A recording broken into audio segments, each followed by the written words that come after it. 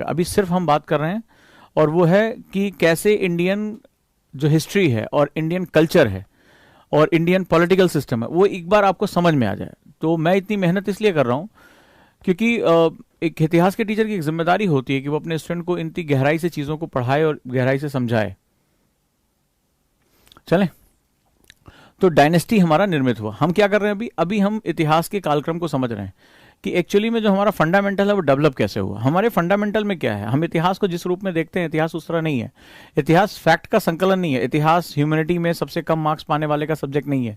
इतिहास हमें अपने अतीत को बताता है। इतिहास बताता है कि वर्तमान सही चल रहा है कि नहीं चल रहा है। मैं हमेशा यही कहता चला आया हूँ, इतिहास से हमें बहुत कुछ सीखने को मिलता है। इतिहास हमें चिंतन के बारे में जानकारी देता है। हिस्ट्री हमें बताता है थॉटफुल कैसे हुआ जाता है।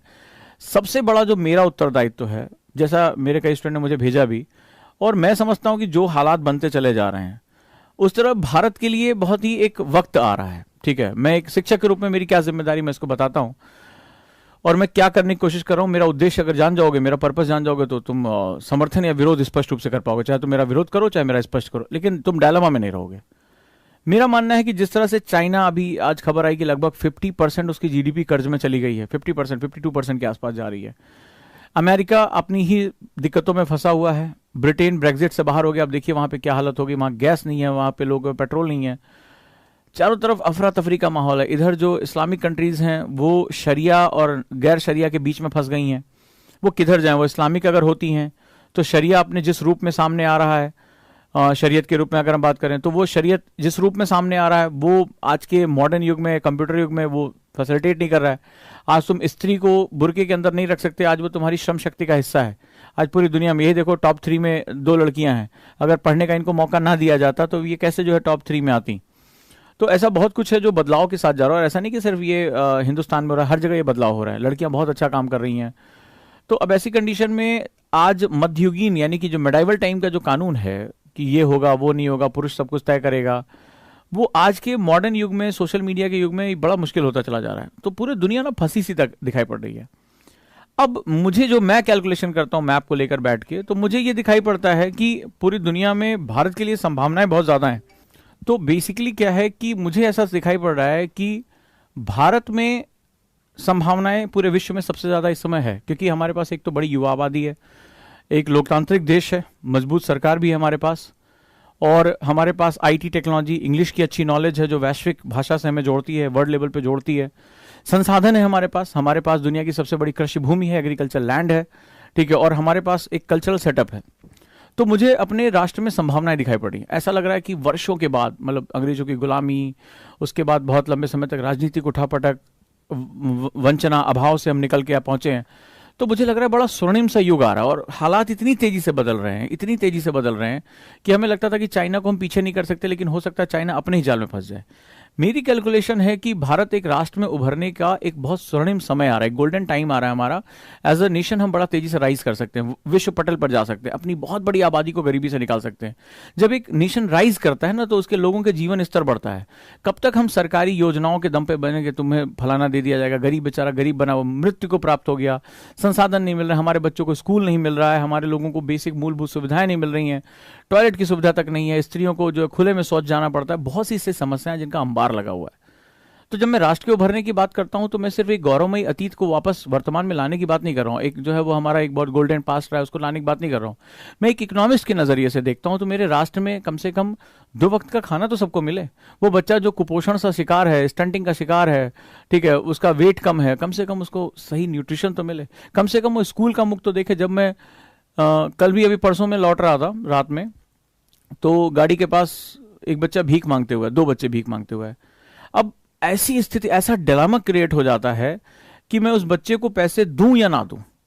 मतलब अंदर दो चल रहा हो कि भाई ये भिक्षावृत्त में ढकेला जा सकता है, वहीं दूसरे तरफ यार सिचुएशन को कब तक सुधारेंगे, इसके पास आज खाने को नहीं है। तो फंसे रहे, और मेरे ख्याल से आप भी इसी तरह फंसते होंगे, आपके दिमाग में इस तरह डिलेमा चलता होगा। तो मैं एक शिक्षक की भूमिका में हूं और मैं चाहता हूं कि आप जितने भी मेरे उजांकियन से मुझे सुन रहे हैं, किस्मत से इतना अच्छा बैच है, इतना बड़ा बैच है और इतने आप इंटेलेक्चुअल्स हो, इतना आपके अंदर एक, मैंने देखा आप जब मैसेज करते हो तो एक सोच मुझे दिखाई पड़ती है कि इनके अंदर कितनी आग है। और मैं अब तक मेरी पूरी लाइफ में जहाँ भी मैं टीचिंग किया, हाँ, अलग अलग क्षेत्रों में, मुझे दिखाई पड़ा कि मेरे स्टूडेंट के अंदर एक आग है। मतलब मैंने हमेशा, कोई आज तक मुझे बेवकूफ़ स्टूडेंट दिखाई नहीं पड़ा, कोई फालतू स्टूडेंट मुझे आज तक दिखाई नहीं पड़ा। बस जरूरत थी एक टीचर के रूप में उसकी इस ज्वाला को इग्नाइट करने की, इस एनर्जी को सामने लाने की। तो मेरा उत्तरदायित्व तो है कि मैं तुम्हें एक बात बता सकूं, कम से कम तुम ये सोच सको कि एक राष्ट्र के रूप में हमारा उभरने का समय आ रहा है। सिर्फ हम अतीत की धरोहर पर, इतिहास पढ़ा रहा हूं तो अतीत की धरोहर पर जिंदा नहीं रह सकते। अतीत से सीखकर हम भविष्य का निर्माण कर सकते हैं। वर्तमान में सक्रिय होकर अतीत से सीखकर भविष्य का निर्माण कर सकते हैं। क्योंकि मेरे राष्ट्र में मैं क्या देखता हूं, जब मैं कभी सोशल मीडिया पे जा रहा हूं, कभी मैं यूट्यूब वीडियो देख रहा हूं, समाचार पढ़ रहा हूं, तो मैं देख रहा हूं कि भारत धीरे धीरे छोटी छोटी पहचानों में विभाजित होता चला जा रहा है। कल मैंने देखा एक दलित पार्टी है, उनके हेड ने कहा कि नहीं, दलित हिंदू नहीं है, तो वो उसमें विभाजन करते चले जा रहे हैं। तो विभाजन बड़ा गहरा होता है। इससे मतलब नहीं कि तुम क्या हो क्या नहीं हो, क्या तुम्हारी मान्यताएं, लेकिन तुम सिर्फ प्रतिक्रिया यानी रिएक्शन के बेस पे अपने आप को अलग कर रहे हो, या किसी रिएक्शन की वजह से तुम्हें अलग किया जा रहा है, चाहे वो ऊपर वाले कर रहे हो, नीचे वाले कर रहे हो। अभी आपने देखा है कि मिड डे मील का केस हुआ। मिड डे मील के केस में एक प्रधान ने जो आवाज उठा दी कि उन बच्चों के लिए अलग से जो है बर्तन रखे जाते हैं। मतलब इतने छोटे पर ही तुमने सामाजिक भेदभाव कर दिया। और उसने कहा जब मैंने एक्सपोज किया तो वहां के गांव के जो ठाकुर, उन्होंने मुझे गोली मारने का जो है वो कह दिया कि तुम्हें गोली मार देंगे, मुझे जो प्रताड़ित किया जा रहा है कि आपने कैसे इस बात को उजागर कर दिया।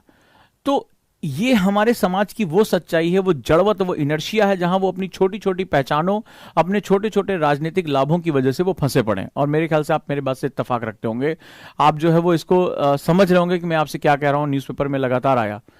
तो एक शिक्षक होने के नाते मेरी जिम्मेदारी है कि मैं कम से कम तुम्हें उस चीज के बारे में बताऊं कि इतिहास घूम कर वापस आ रहा है और भारत को फिर से एक मौका दे रहा है कि अपनी पूरी लेबर फोर्स के साथ, अपने पोटेंशियल के साथ, अपने रिसोर्सेज के साथ, अपनी डेमोग्राफी के साथ, अपने पॉलिटिकल सिस्टम के साथ, अपनी लीजेसी के साथ, अपने इतिहास के साथ, अपने कल्चर के साथ, इस बार पूरे विश्व में हमें उभरने का मौका मिला है। तो एक नागरिक होने के नाते, जैसे जॉन एफ कैनेडी ने कहा था कि मैं इसके बारे में बात नहीं करूंगा कि राष्ट्र तुम्हारे लिए क्या कर रहा है, जॉन एफ कैनेडी ने कहा कि तुम राष्ट्र के लिए क्या कर रहे हो, ये ज्यादा इंपॉर्टेंट हो जाता है।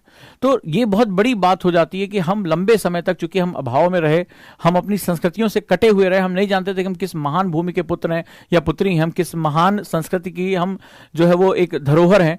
और उस कंडीशन में अगर हम बात करें तो हम छोटी छोटी चीजों के लिए आपस में लड़ते रहे।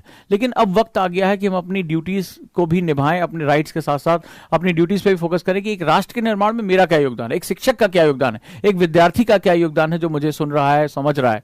तो हम अगर अपने योगदान, अपने पार्टिसिपेशन की तरफ जाए, पार्टिसिपेशन की बात हो रही है, संपूर्ण गेम को जीतने की बात नहीं हो रही है, हम पार्टिसिपेट करें, मतलब हम जहां हैं, जिस भी रूप में हैं, हम अपना कर्तव्य निर्वाहित करें। हम कम से कम सत्य के बारे में बात करें। तुम अपने जीवन भर में एक साल में 100 लोगों से ज्यादा बात करते होगे, मिलते होगे, तो कितनी बार ऐसा हुआ है कि तुमने भारतीय संस्कृति के बारे में, भारतीय चीजों के बारे में सही तरीके से बात की, सही तरीके से बात की। अब जैसे एक बच्चे ने आज मुझे न्यूज़पेपर की कटिंग भेजी कि वो किसी ने लिखा है कि साड़ी जो है सनातन धर्म के साथ थी। मैं बड़ा इत्तेफाक नहीं रखता हूं, क्योंकि मैं, आप उसको किस रूप में बता रहे हैं, आप उसको धर्म के साथ जोड़ रहे हैं। मैंने आपको उसका विज्ञान बताया कि साड़ी क्यों हमारे लोगों ने, पुराने लोगों ने अडॉप्ट की, वो बात करो। अभी भी वो क्या होगा, प्रतिक्रियात्मक बात कर रहे हैं कि विदेशी संस्कृति के खिलाफ भारतीय संस्कृति को खड़ा कर रहे हैं। तो क्रिया के खिलाफ प्रतिक्रिया कर रहे हैं, एक्शन के खिलाफ रिएक्शन कर रहे हैं, इसका कोई सॉल्यूशन नहीं है, क्योंकि आपका जो रिएक्शन है वो किसी और के लिए क्या होगा, वो भी एक्शन माना जाएगा, रिएक्शन माना जाएगा। तो आप जो कर रहे हो वो किसी और के लिए रिएक्शन हो जाएगा। तो हो सकता है कल को भारतीय संस्कृति को लेकर, कल भारत में हिंदू संस्कृति और इस्लामिक संस्कृति की लड़ाई हो जाए। तो मेरे भारत में, मेरे अपने राष्ट्र में विभाजन क्या हो जाएगा, पहचानों का विभाजन बढ़ता चला जाएगा। सही बात तो करो, चॉइस दो उसको, किसी को। जैसे मैंने तुम्हें समझाया कि साड़ी या धोती या पैजामा हमारा मूल कपड़ा क्यों है, ठीक है, ये कुर्ता हमारा मूल कपड़ा क्यों है। तो ऐसा नहीं कि मैं कोट नहीं पहन रहा हूं या मैं जो है जीन्स नहीं पहन रहा हूं, लेकिन मेरे मन में एक चिंतन तो उभरा। कम से कम मैं हफ्ते में 2 से 3 दिन कुर्ता तो पहनना शुरू किया। मैंने अपनी जो है जलवायु के हिसाब से चीजों को देखना तो शुरू किया। बहुत से इसके फायदे हैं। जैसे अब मैं अपने जलवायु के अनुरूप रहूंगा तो मैं कम से कम बिजली जलाऊंगा, कम से कम एसी की जरूरत पड़ेगी, तो मैं पर्यावरण का हितैषी हो जाऊंगा। तुम्हें चिंतन इसलिए नहीं करना है कि तुम किसी धर्म का प्रतिनिधित्व कर रहे हो, तुम्हें इसलिए अपने थॉट को नहीं डेवलप करना है कि तुम किसी रिलीजन या किसी पूजा पद्धति या किसी पंथ को जो है तुम अपने आप को आगे लेकर जाना चाहते हो, तुम उसको गौरव से करना चाहते हो। नहीं, तुम इसलिए कर रहे हो क्योंकि तुम एक वसुधैव कुटुंबकम यानी कि वैश्विक नागरिक के रूप में डेवलप होना चाहते हो।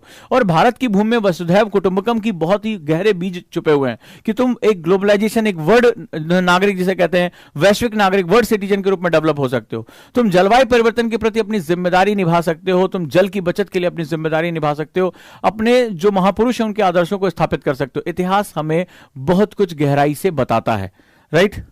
तो मैं अभी भी कहूंगा कि न्यूज़पेपर में भी जो लोग लिख रहे हैं वो बड़ा ही तार्किक नहीं लिख रहे हैं, वो प्रतिक्रियात्मक बात कर रहे हैं। जब बच्चे ने मुझे, मैंने कहा ठीक है लिखा है पढ़ लिया, लेकिन सही तथ्यों पर वो नहीं पहुंच पा रहे हैं।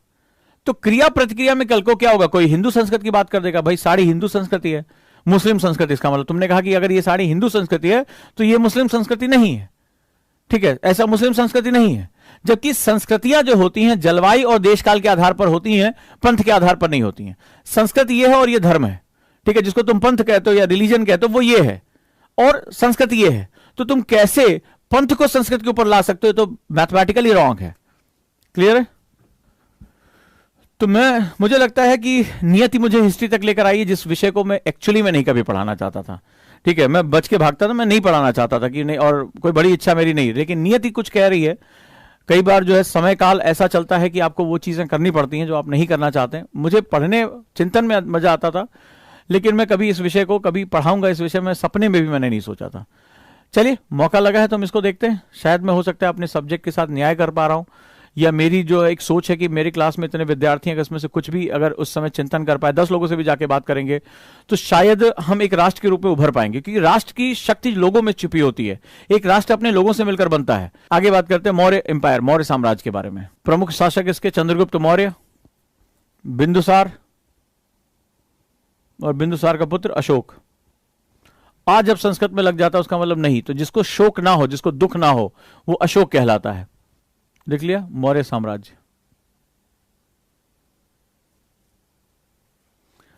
लिखो मौर्य प्रशासन, मौर्यन एडमिनिस्ट्रेशन, मौर्य प्रशासन। लिखो इसका शीर्ष, जिसका जो लिखो शीर्षस्थ हेड प्रमुख राजा होता था, राजा राजा कहलाता था। दे अपॉइंटेड अमात्य एंड मंत्रीज,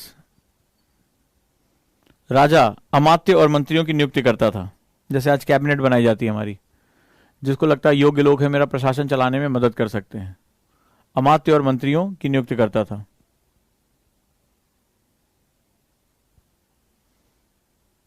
अगला था प्रोविंसेस, प्रांत। तो साम्राज्य का जो हेड था एम्पायर का, वो राजा था। विक्रमादित्य तुम्हारा मैंने क्वेश्चन पढ़ लिया है, अभी इसका जवाब देते हैं। प्रोविंस, प्रांत। प्रांत का जैसे आज हमारे यहाँ प्रांत में देखो, आज हमारे शासन व्यवस्था आज उसी तरह चल रही है।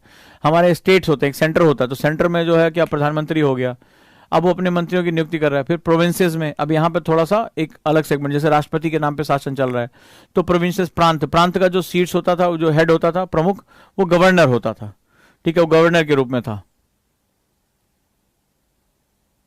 जो बेसिकली या तो कुमार या आर्यपुत्र हुआ करता था। तो कुमार का मतलब होता था राजा के ही पुत्र हैं या राजा राज परिवार से हैं, तो वो कुमार होते थे, गवर्नर, ठीक है। तो अपॉइंटेड, आज भी राष्ट्रपति क्या करता है, गवर्नर को अपॉइंट करता है, तो उसी तरह ये भी अपॉइंट किए जाते थे कि आपको प्रांतों को देखना है, छोटे छोटे प्रांत आपको देखने हैं। और एक होता था आर्यपुत्र, ठीक है। तो आर्यपुत्र जो है, आर्यपुत्र का मतलब, आर्य का मतलब होता है श्रेष्ठ जन। तो जो दरबार में श्रेष्ठ जन होते थे, उनका कोई पुत्र, उनका जो बेटा, जो मुख्य दरबार में राजा के सलाहकार हैं, मान लो अमात्य हैं, तो उन्हीं के ही पुत्र जो है वो उनको दिया जाता था, आर्यपुत्रों को लड़ाई करने का मौका दिया जाता था।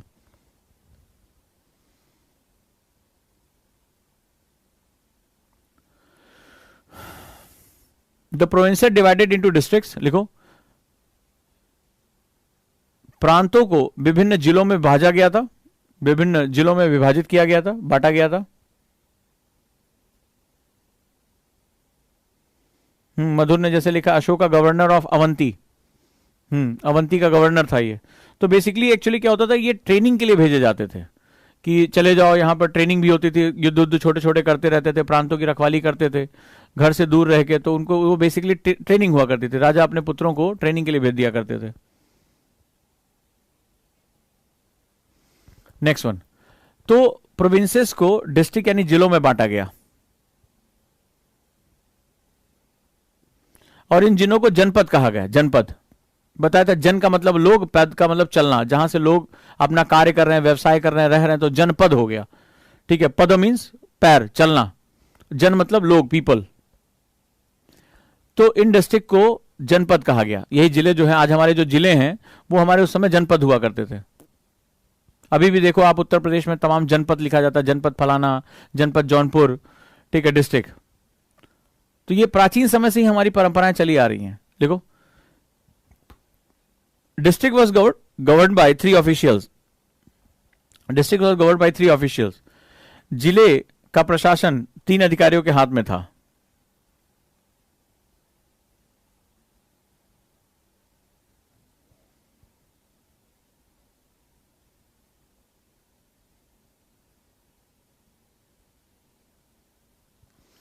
पहला है प्रादेशिका, दूसरा राजुका और तीसरा युक्त। ये 3 अधिकारी हुआ करते थे, प्रादेशिका, राजुका और युक्त।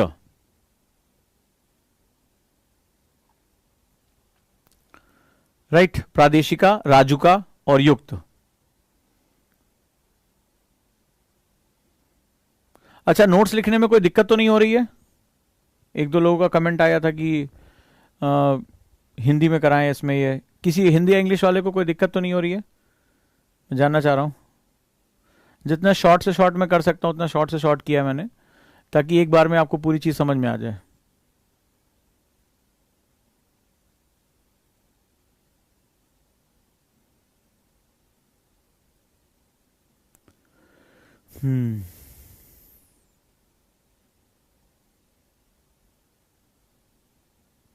चलो, नहीं कोई हो तो बता दो। अब जरा मौका लगा है तो अशोक के बारे में थोड़ी और जानकारी ले लेते हैं। लिखो अशोक के अभिलेख, चूंकि अशोक के अभिलेख से क्वेश्चन बहुत आता है।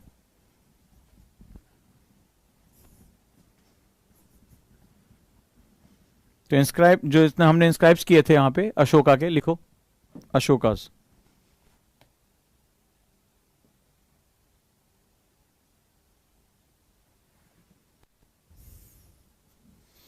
अमात्य एक मंत्री हुआ करता था, ठीक है। अमात्य जो होते थे वो एक बहुत ही प्रबुद्ध वर्ग हुआ करता था जो शासन में मदद देता था, जो थिंकर, जैसे आज तुम्हारा नीति आयोग है उस तरह अमात्यों का एक वर्ग हुआ करता था, ठीक है, जो थिंक करता था पॉलिसी कैसे बननी है, राजा को टैक्स कैसे लगाना है, क्या जो है वो प्रशासन चलाना है, गुप्तचरों को कौन देखेगा, तो इसके लिए अमात्य रखे गए थे।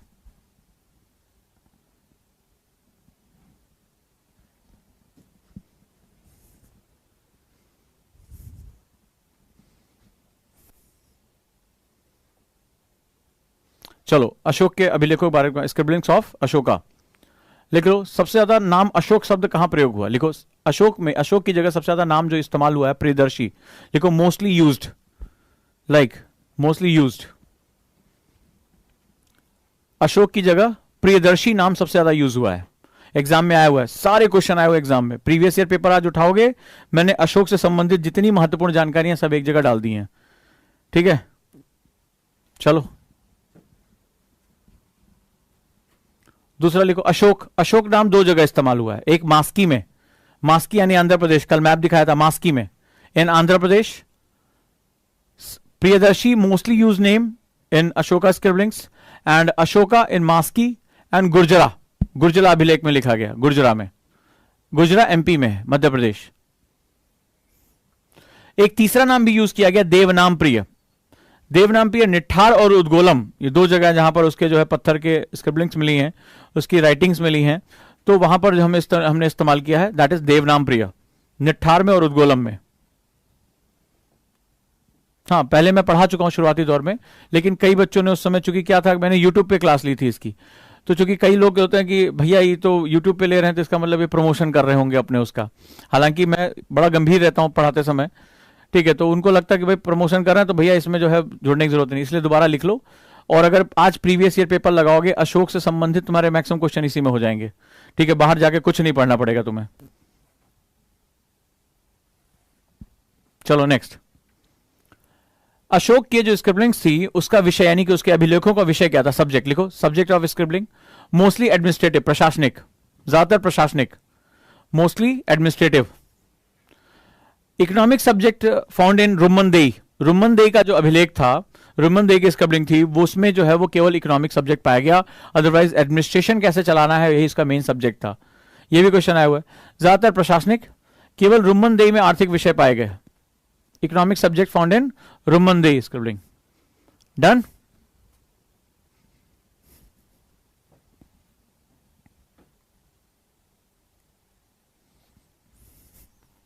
बना लिया तो अच्छी बात है, रिवाइज कर लो.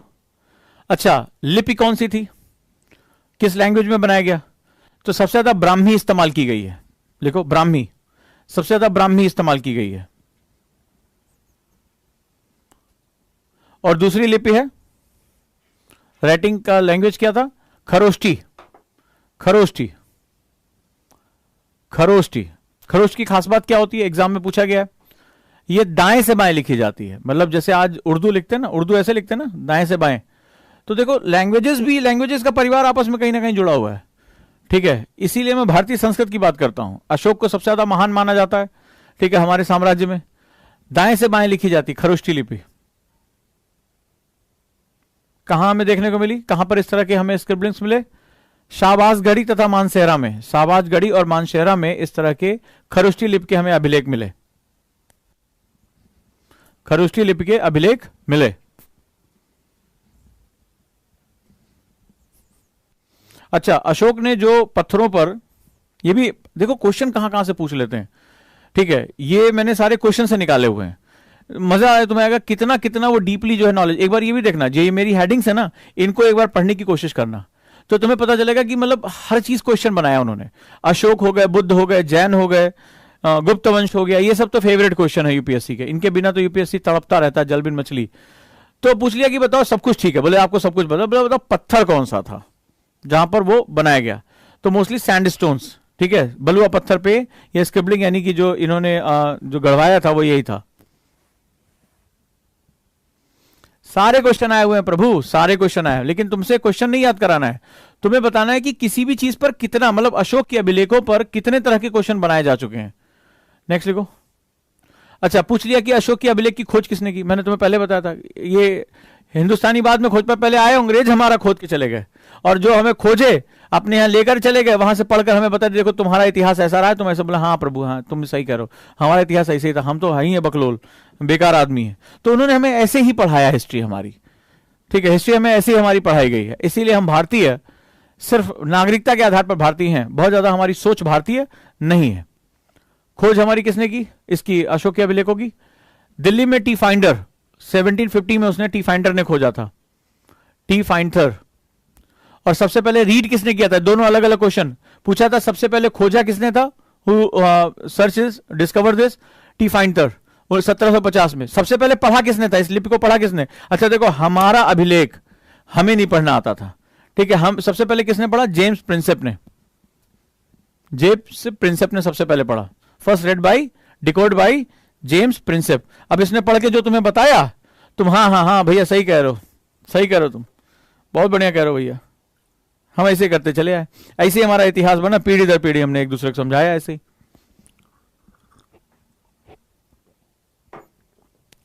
सबसे टफ क्वेश्चन ये था, इसका वास्तु.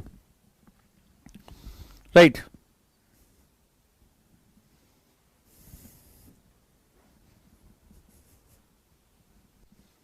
हाँ, मास्की कर्नाटका में है, अगर कहीं गलत लिखा तो सही कर लेना उसको. ठीक है, कोई बात नहीं है. वास्तु के बारे में लिख लो. यानी कि जैसे हम आज भी अपना सिंबल यूज करते हैं, ठीक है, अशोक स्तंभ के रूप में, और अगर हम भारत के जो है सिंबल में भी यूज करते हैं, तो आपने देखा होगा शेर बना हुआ है, शेर के नीचे जो है चक्र बना हुआ है, चक्र के दोनों तरफ जो है वो जानवर बने हुए हैं, उसके नीचे उल्टा कमल रखा हो चबूतरे पर.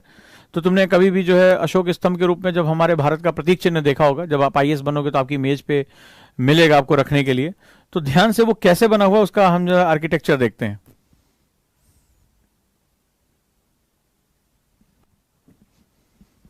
राइट. वो क्या है इसका आर्किटेक्चर? इसमें स्क्वायर जो है वो बेस है, चौकोर चबूतरा है, जो प्लेटफॉर्म है वो स्क्वायरिश है.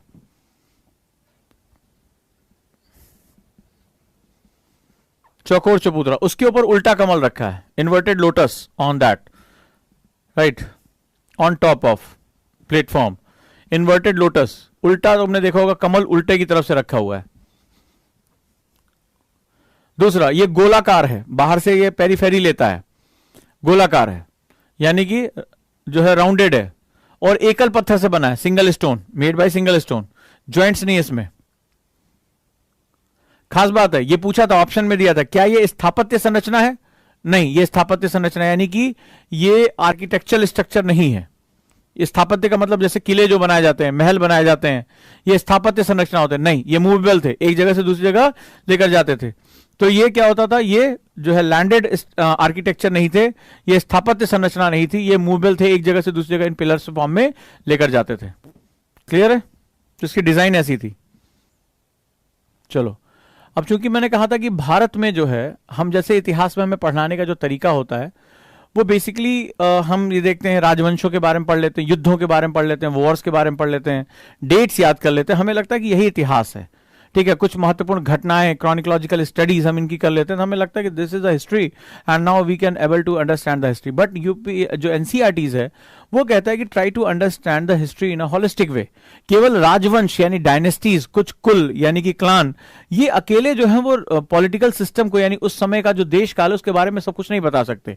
ठीक है, इनका एक स्पेसिफिक कल्चर हो सकता है, इनका अपना सेगमेंट हो सकता है, बट सवाल है कि क्या जनता जो है, जो हमारी बेसिक जो हमारी पॉपुलेशन है, वो क्या बिहेव कर रही है, वो किस तरह से लेके चल रही है, क्या वो राजा के आदर्शों को अपना रही है, क्या वो राजा की चीजों को अपना रही है या नहीं अपना रही है, इसके बारे में वो कहते हैं कि इस पर हमें एक बड़ी जो है बड़ी जानकारी की आवश्यकता पड़ती है। तो चलिए लिखो, हेडिंग डालो, vital villages and thriving towns. लिखो, जीवंत गांव और उभरते कस्बे, जीवंत गांव और विकसित होते कस्बे या उभरते कस्बे। From village two towns, right, लिखो, गांव से कस्बों तक। तो गांव से कस्बे जो है, हमने इससे पहले पढ़ा कि जो उस समय का अर्बन कल्चर था वो किलों के आसपास डेवलप होना शुरू हो गया था, जहां राजा एक ऊंचे स्थान पर रहता था, ठीक है, एक राइज प्लेस पे रहता था, हाई प्लेस पे, और आसपास जो है इकोनॉमिक एक्टिविटी, जो आर्थिक गतिविधियां थी, सैन्य गतिविधियां, आर्मी एक्टिविटीज, वो बड़ी ज्यादा हुआ करती थी, बहुत ज्यादा जो है वो रिच हुआ करता था। लेकिन सवाल है कि जो इकोनॉमिक एक्टिविटी है, जो कल्चरल एक्टिविटी है, जो पॉलिटिकल एक्टिविटी है, वो क्या अंतिम हिस्से तक पहुंच पाई? क्योंकि बहुत बड़ी आबादी हमारी गांव और कस्बों में रहा करती थी। तो ऐसी कंडीशन में हमारा जो उस समय का सेटअप था वो किस रूप में था, उस समय के गांव और टाउन के बारे में स्टडी करके हमें काफी कुछ जानकारी पता चल जाएगी कि एक्चुअली में हम किस तरह के एक हॉलिस्टिक, जिसे हम लोग कहते हैं, हमारे कल्चरल सेटअप में क्या महत्वपूर्ण बातें थी। तो लिखो, फ्रॉम विलेज टू टाउन, यानी गांव से कस्बों की तरफ। क्यों ये इंपॉर्टेंट हो चुके थे? लिखो, इस समय राइज ऑफ न्यू किंगडम्स, नए नए, लिखो, रीजन क्या था कि गांव से कस्बों का एक विकास क्यों हुआ, यानी किलों से बाहर निकलकर, उस किंगडम से बाहर निकलकर, महाजनपद से बाहर निकलकर दूर दराज के गांव तक जो है वो विकास यात्रा कैसे तय हुई, उस समय की डिमांड क्या आई थी, उस समय की डिमांड को समझना बड़ा जरूरी है। फ्रॉम विलेज टू टाउन, देखो, राइज ऑफ न्यू किंगडम, देखो, नए नए राजधानियों का उदय हुआ, नई नई राजधानियों का उदय हुआ। तो राजधानी में उदय हुआ, जैसे हमारे शहर हैं, तो आज हमारे शहर जैसे से, आज हमारा देखा कि जब हम आज़ाद हुए तो हमारे पास इतना बड़ा अर्बन कल्चर नहीं था। आज हमारी लगभग 40% से ज़्यादा आबादी अर्बन होने की तरफ बढ़ गई है। तो हमारे शहरों में क्या हो रहा है, फूड डिमांड आ रही है, तो खाने पीने के जो है वो सामान की हमें डिमांड बढ़ती है। तो ये कहाँ पर होता है, ये हमारा बेसिकली गाँव, हम उसको सप्लाई करते हैं। ये सिस्टम आज भी चल रहा है और पूरी दुनिया में ये सिस्टम चलता है। लिखो, rise of food demand due to this, तो इसका मतलब हुआ ड्यू टू दिस। इसके बाद क्या हुआ, लिखो, अतः खाद्य पदार्थों की मांग बढ़ गई। कि किंगडम का मतलब ये होता था पर कैपिटा इनकम बढ़ गई। आप शहर क्यों जाते हैं? ताकि आपको नौकरी मिले, आपका इनकम ज्यादा बढ़ जाए, तभी तो आप शहर जाते हैं। राइज ऑफ फूड डिमांड, देखो, खाद्य जरूरतों में उछाल आया। Next one, discovery of iron, इसी समय मैंने बताया था आयरन प्लॉ की खोज हुई, डिस्कवरी ऑफ आयरन, लोहे की खोज हुई। So there are more forest under agriculture, अब वनों को काट के हमने जो है वो कृषि कार्य शुरू कर दिया। आयरन से हम कुल्हाड़ी बनाने लगे, हंसियां बनाने लगे। देखो, ज्यादा से ज्यादा वन अब कृषि भूमि में परिवर्तित होने लगे, ज्यादा से ज्यादा वन अब कृषि भूमि में परिवर्तित होने लगे। यानी अब मनुष्य एक स्पेसीज नहीं रह गया था, अब वो डोमिनेंट हो गया था एग्रीकल्चर नेचर के ऊपर। नेक्स्ट लिखो सरप्लस प्रोडक्शन, आवश्यकता से अधिक उत्पादन करने लगे, मतलब जितनी हमारी आवश्यकता थी अब हम उसके सरप्लस चले गए, अब हम डिफिसिट नहीं रह गए, हमारा नेचर बदल गया, अब हमने उसको संग्रहण करना शुरू कर दिया, हमने वनों को काट के अपने खेतों का आकार बढ़ा लिया, हमने पशुओं को जो है वो खेतों में लगा दिया, एनिमल हस्बेंड्री हम करने लगे, तो धीरे धीरे हमारी ताकत बढ़ती चली गई। नतीजा क्या हुआ, हमें सरप्लस प्रोडक्शन मिलने लगा। Next one, due to this growth of crafts, तो अब क्या हुआ, जैसे मान लो कपास उगाने लगे आप, जूट उगाने लगे, रेशे उगाने लगे, तो प्रोडक्शन इज नॉट अबाउट कि गेहूं चावल, आप प्रोडक्शन बढ़ाने लगे, रेशम के जो कीड़े पालने लगे, तो आपका उत्पादन जब बढ़ा तो इनको यूटिलाइज करने के लिए क्राफ्ट, जब भाई पेट की आग बुझती है, आज भारत में क्यों नहीं ये चीज हो पा रही है, क्योंकि भारत में ये कि एक तो पॉपुलेशन बहुत ज्यादा है, दूसरा क्या हो रहा है कि आज सबका पेट भरना ही सबसे बड़ी समस्या है। भारत की 42% आबादी कुपोषित है। भारत में अभी भी ऐसे जो है लगभग माना जा रहा है कि लगभग मान लीजिए कि बुरी से बुरी हालत में 18 से 19 करोड़ ऐसे लोग हैं जो दोनों वक्त का खाना नहीं पाते हैं। तो सवाल ये है कि जब कहते हैं ना कि भूखे पेट भजन कहाँ हुए, तो भजन वजन की बात तो तब आएगी जब पेट में जो है वो चारा चला जाएगा। तो यहाँ पर भी वही चीज हो रही है। तो क्या हुआ कि जब राष्ट्र में लोगों की भूख पूरी हो जाती, चाइना क्यों इतना आगे चला गया, चाइना के लोग क्यों जो है वो प्रोडक्शन में आगे चले गए, चाइना क्यों पूरी दुनिया की फैक्ट्री कन्वर्ट हो गया, जो जैसे कहते हैं कि लार्ज स्केल प्रोडक्शन वो क्यों करने लगा, ठीक है, इसको इकोनॉमी ऑफ स्केल क्यों कहते हैं। उसका सिंपल सा फंडा है कि लोगों की 1970 तक वो भुखमरी का शिकार, अकाल का शिकार थे, उन्होंने पर्याप्त प्रोडक्शन किया, बहुत अच्छे तरीके से काम किया, एग्रीकल्चर इन्हांसमेंट किया। तो जब लोगों का पेट भरने लगा, लोगों को लगा नहीं हमारा खाद्य सुरक्षा हो गई, सबसे बड़ा डर हमारे पास है कि रात में हम खाएंगे क्या। तो जब खाद्य सुरक्षा हो गई, वहां से इनकम सुरक्षा आ गई, तो लोगों ने अब इनोवेशन करना, टेक्नोलॉजी को अपनाना, स्किल एनहांस करना, इस पर ध्यान देना शुरू किया। यही सबसे बड़ा फंडा होता है।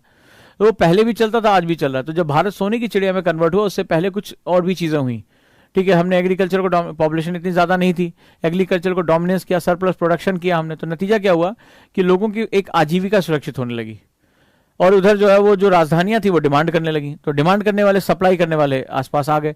तो ग्रोथ ऑफ क्राफ्ट्स लिखो, हस्तशिल्प, हस्तशिल्प की वृद्धि हुई। अब जब आप हस्तशिल्प बनाएंगे, कपड़े अच्छे बनाने लगे, सूती कपड़े, रेशम के कपड़े, हथियार, माला, ठीक है, ज्वेलरी, ठीक है, गांव में बनी हुई चीजों का जो है उत्पादन करने लगे। तो नतीजा क्या हुआ, इंक्रीज ट्रेड एंड कॉमर्स, और धीरे धीरे लिखो व्यापार और वाणिज्य में जबरदस्त बढ़ोतरी हुई, जबरदस्त बढ़ोतरी हुई। तो कभी तुम गांव गए हो तो तुमने देखा होगा गांव के आसपास एक हाट लगती है, अभी भी तुमने देखा होगा, पशु मेला लगता है, हाट लगती है, साप्ताहिक बाजार लगता है, वीकली मार्केट लगती है, शायद आपने देखा हो।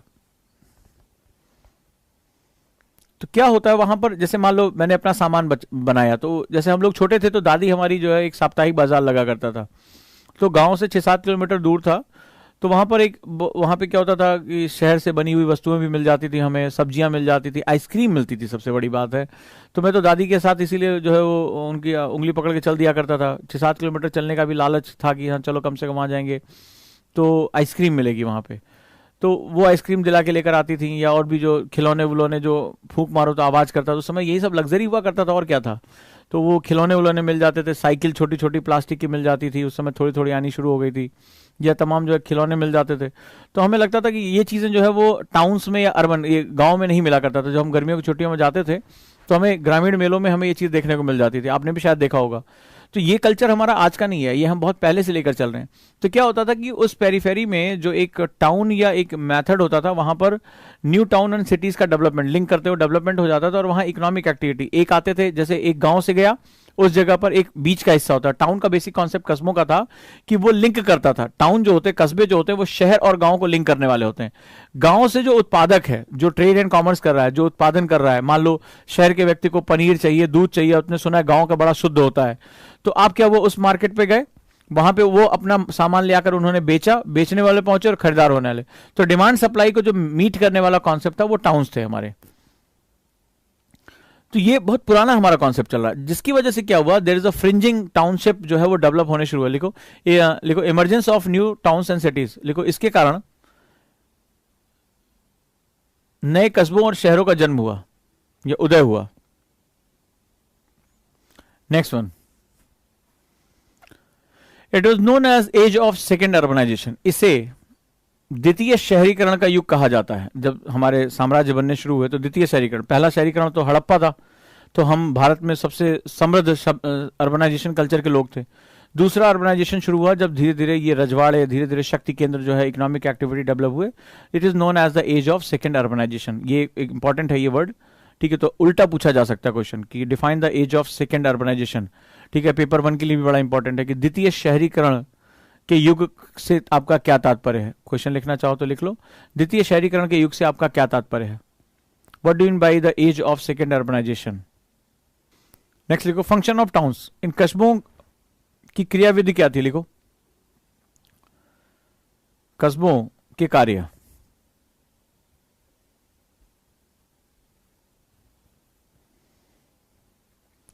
सम वर रिलीजियस टाउन, अब कुछ धार्मिक थे, जैसे यहां पर कोई नदी के किनारे कोई वहां पवित्र स्थान हुआ करता था, तो सम वर रिलीजियस टाउन, कुछ धार्मिक कस्बे थे। नेक्स्ट वन, सम वर एडमिनिस्ट्रेटिव, कुछ प्रशासनिक कस्बे थे जहां से प्रशासन चलाया जाता था, प्रशासनिक कस्बे थे। सेवरल टाउन्स वर ट्रेडिंग, कुछ व्यापारिक गतिविधियों के केंद्र थे, खासतौर पे जो कोस्टल एरिया के आसपास थे। कोस्टल यानी तटीय इलाकों में, अगर हम भारत के तटों में देखें तो वो ट्रेडिंग टाउन्स के रूप में डेवलप हुए, यानी वहां से व्यापार बड़े पैमाने पर होता है। जैसे कोलकाता में हुगली का इस इलाका हो गया, लोथल के आसपास का इलाका गुजरात में हो गया, इस तरह अन्य हिस्सों में जहां से तटीय व्यापार संभव था वहां पर ये कार्य होते थे। सेवरल टाउन्स वर ट्रेडिंग। देखो इस समय के 2 कस्बे सबसे ज्यादा प्रसिद्ध थे। उस समय के 2 कस्बे सबसे ज्यादा प्रसिद्ध थे। एक मथुरा, अभी भी बहुत प्राचीन शहर के रूप में जाना जाता है, मथुरा। दूसरा अरिकामेदु।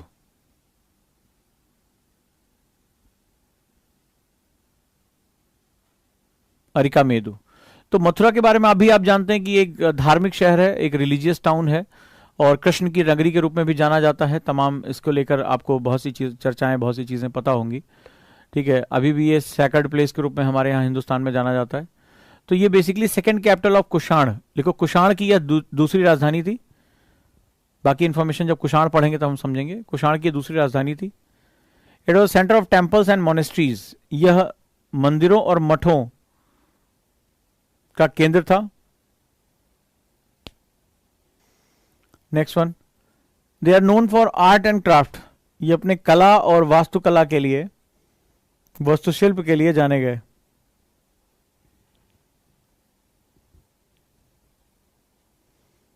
यहां पर जो बुद्ध की मूर्ति बनाने की जो कला थी वो मथुरा स्कूल ऑफ स्कल्पचर कही गई, ठीक है। कुषाणों के समय यह विकसित हुई थी। आगे चलकर मैं बुद्ध की मूर्ति कला जब पढ़ाऊंगा तो उसके बारे में बताऊंगा। बुद्ध की 4 तरह की मूर्ति कलाओं का विस्तार हमें देखने को मिलता है। उसमें एक शैली थी मथुरा, भरहुत। उसमें मथुरा जो है वो एक बहुत फेमस शैली थी। इसकी शैली के बारे में आगे जब हम बात करेंगे तो वहां देखेंगे। तो मथुरा स्कूल ऑफ स्कल्पचर यानी मथुरा की जो मूर्ति कला थी वो विकसित हुई यहाँ पे मथुरा की। बड़ा ही माइन्यूटली इसमें डिटेल दिया जाता था। Mathura school of sculpture. Next one, Arikamedu. जैसा मैंने बताया था कि जो हमारे ट्रेडिंग टाउन्स थे वो मोस्टली कोस्टल इलाके में हुए। तो अब देखो मैंने इसके बारे में कई बार चर्चा कर चुका हूं। कोस्टल ट्रेडिंग सेंटर, लिखो ये तटीय व्यापारिक केंद्र के रूप में विकसित हुआ। तटीय व्यापारिक केंद्र के रूप में विकसित हुआ।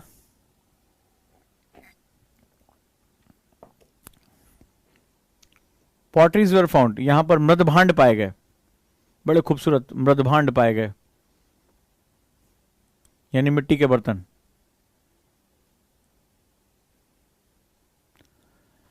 नेक्स्ट लिखो, शहरों के विषय में जानकारियां, फाइंडिंग आउट अबाउट सिटीज, शहरों के विषय में जानकारियां।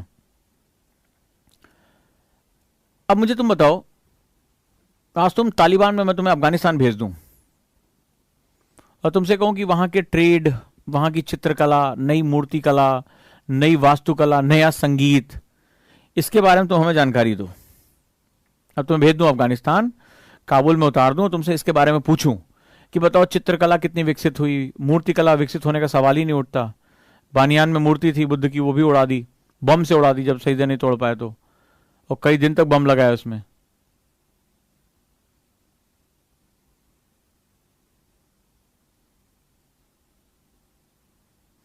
तुमसे मैं वहां के संगीत के बारे में पूछूं, गोली मार दिया उसको, संगीतकार को, एक असर कलम कर दिया। तो ये क्यों पढ़ा रहा हूं? ठीक है, ये बकैती क्यों तुमसे बोल रही है कि वहां पे ये धार्मिक शहर था, वहां पर ये जो है वो फलाना शहर था, यहाँ पर ट्रेड हुआ करता था? क्या बात कर रहा है? अगर ऊपर की राजसत्ता नीचे के गांवों को पढ़ा रही है, तो नीचे का जो व्यापारिक केंद्र हो रहा है, जो आर्थिक गतिविधियां हो रही हैं, जो विलेज प्रॉस्परस हो रहे हैं, टाउन्स प्रॉस्परस हो रहे हैं, वो तभी हो सकती है जब सत्ता जो है वो लोगों के हित के लिए काम कर रही हो। सत्ता में हर पहचानों को समाहित किया जा रहा हो।